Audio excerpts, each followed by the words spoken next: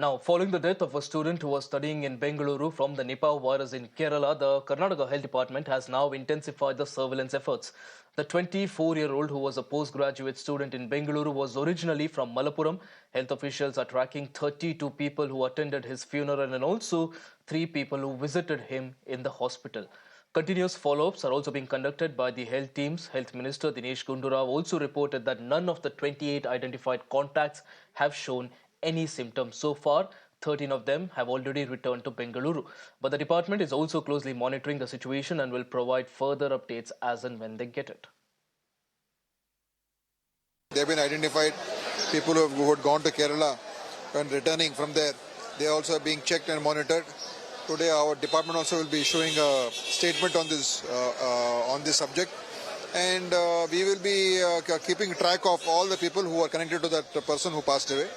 And so far, as of now, 28 people were in contact with him, and none of them have got any symptoms. 13 of them are back in Bangalore, so we are monitoring all that also.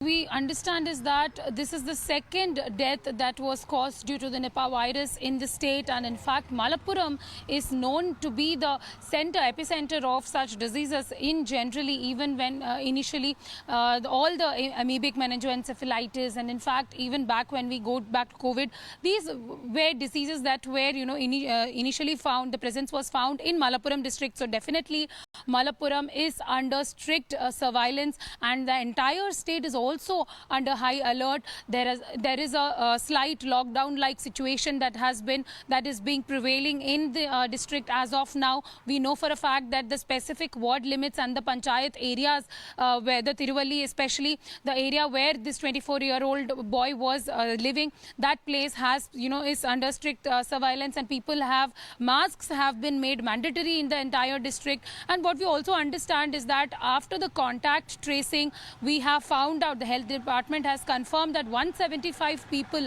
have been known to come under this contact list.